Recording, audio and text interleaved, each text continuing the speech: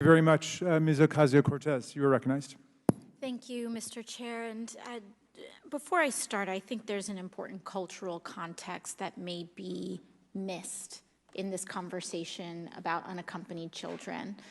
One is that in Latino families and Latino communities, not just Latino communities, mind you, I understand that this applies in many other cultural contexts as well, is that what gets defined as family is different than what usually or traditionally gets defined as family in the United States. When I was a child, my parents would often send me to Puerto Rico during the summers, and I would live with my aunts and my uncles and my cousins. My cousins were raised with me as my siblings, you know. I would call them brother, sister. My aunts and my uncles were raised as secondary parents. In fact, the actual word comadre or compadre means co-mother, co-parent. And this is the cultural context with which children are coming to the border with their loved ones. They are being taken, they arrive, and then they are being called unaccompanied children, when in fact they are accompanied. They're accompanied by their grandmothers, they're accompanied by older siblings, they're accompanied by cousins, and just because it is that person that is coming with them, their guardian, is not their biological mother or father, then they are being accused of human trafficking, and they're being accused and called an unaccompanied child.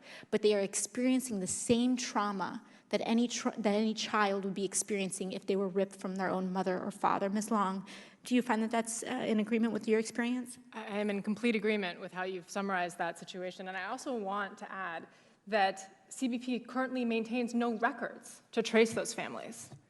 And so when someone is separated from, say, their tia who's raised them, maybe for their whole lives, there is no way for the agency to then trace those family relationships and put those families back together. And I myself am in a similar situation in that I have nieces and nephews, and there is an already unspoken understanding that if anything were to happen, so I call them my nieces and nephews, and they're technically second or third cousins or whatever, however other folks would call that. That if something, God forbid, were ever to happen to my cousins, I would take those children as my children. Mm-hmm. My nieces and nephews would be taken as my son or daughter. Mm-hmm. So quickly moving forward, under the Trump administration, at least 6 children have died in U.S. custody.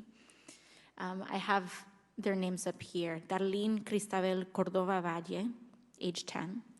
Jacqueline Cal Maquin, age 7. Felipe Gomez Alonso, age 8. Juan de Leon Gutierrez, age 16. Wilmer Josue Ramirez Vasquez, age 2. Carlos Gregorio Hernandez Vasquez, age 16. Those are just the ones that we know of. We didn't even hear of Darlene's death until 8 months after she died. And this is not including the children like Marie, who we heard about earlier, who fell gravely ill due to the neglect and lack of sanitation inside DHS custody, but they died only after being released from detention facilities, so her death doesn't, quote unquote, count.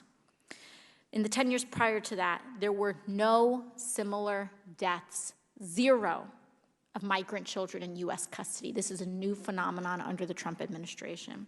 Ms. Fry, how many migrant children are similarly falling ill and dying but are not being counted as a death in CBP custody?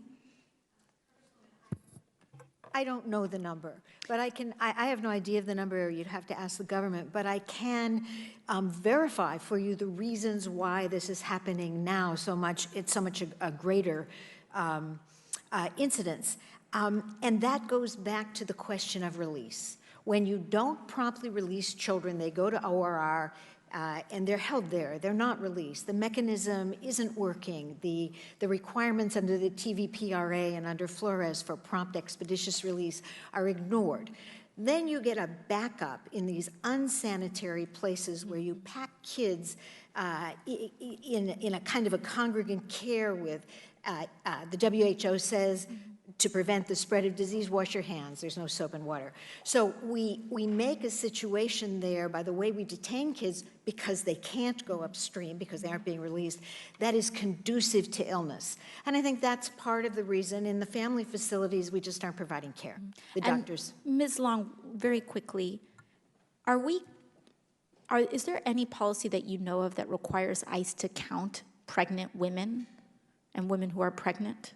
Record them? Not that I know of, no. So we don't even know how many of these women, there's no requirement to even acknowledge, count, or record a woman who is pregnant in custody, and we know of at least 28 miscarriages, at least. Congresswoman, that is also true of children. And we saw at the RGV girls who were pregnant who weren't being given any medical care, and nobody seemed to even care that they were pregnant. And that's really serious.